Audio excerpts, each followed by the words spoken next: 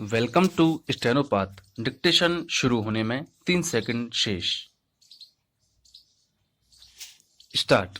Delhi high court ने मंगलवार को पड़ोसियों के बीच समझौते के बाद दर्ज की गई एफआईआर को रद्द कर दिया और आरोपी को 40 दिनों के लिए कनॉट प्लेस स्थित हनुमान मंदिर में सामाजिक सेवा करने को कहा।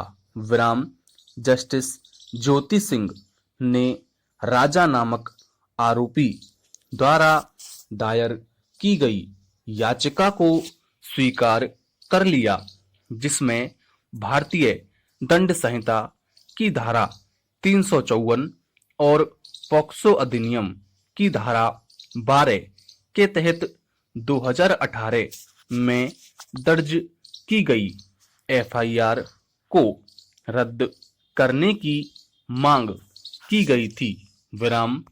अदालत ने कहा कि मामला पड़ोसियों के बीच सौहार्दपूर्ण ढंग से सुलझा लिया गया था और 5 जुलाई को उनके बीच एक समझौता भी हुआ था।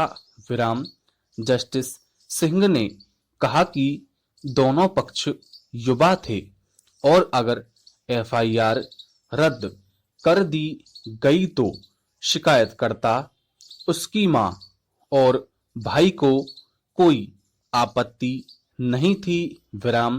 अदालत ने कहा, याचिकाकर्ता द्वारा 27 सितंबर से 40 दिनों तक कनॉट प्लेस के हनुमान मंदिर में अपनी सेवाएं देने की शर्त पर एफआईआर रद्द की जाती है।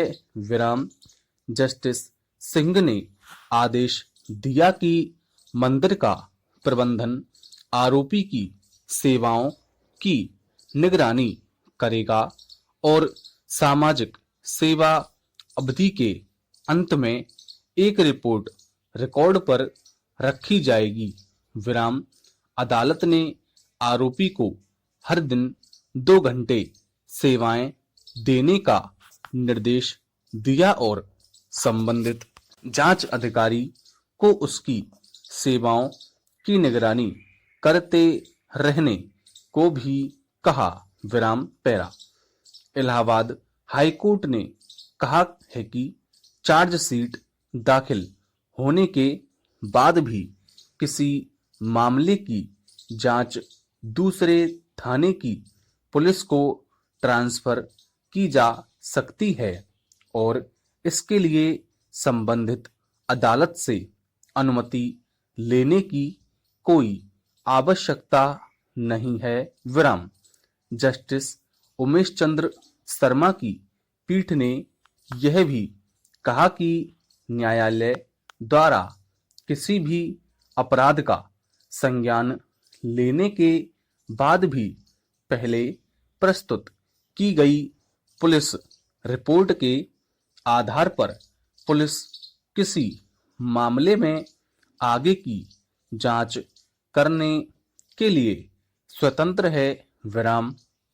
सीआरपीसी की धारा 173 में ऐसा कुछ भी नहीं है जो यह बताए कि अदालत ऐसे किसी भी निर्देश से पहले आरोपी को सुनने के लिए बाध्य है। न्यायालय पर इस तरह के किसी भी दायित्व को डालने से पहले केवल उस पर सुनवाई के अवसर के साथ सभी संभावित आरोपियों की तलाश करने का बोझ पड़ेगा।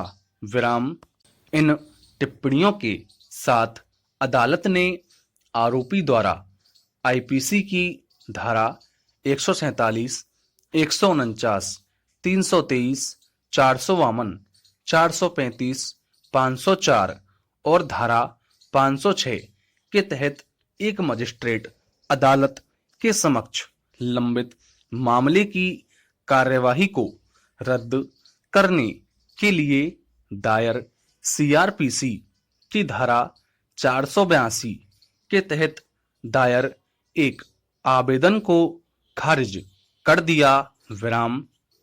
अभियुक्तों का मामला यह था कि इस मामले में पहले थाना बनकटा के थानाध्यक्ष ने मामले की जांच की थी और 5 लोगों के खिलाफ आरोप पत्र दाखिल किया था, जिस पर मजिस्ट्रेट ने संज्ञान लेते हुए प्रक्रिया जारी की थी।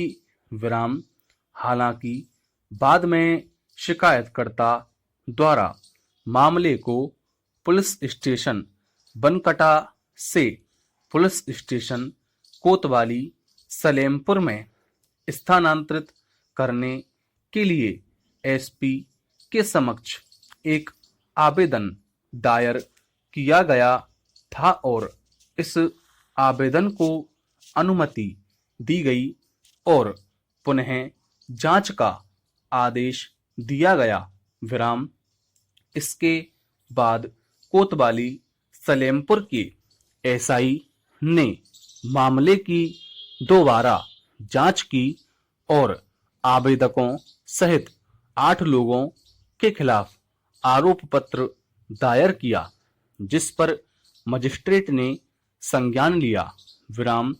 आरोपी ने इससे व्यथित होकर हाई कोर्ट का रुख किया और कहा कि जांच ट्रांसफर करने से पहले एसपी द्वारा कोई अनुमति नहीं मांगी गई, जबकि वह अनुमति लेने के लिए बाध्य थे।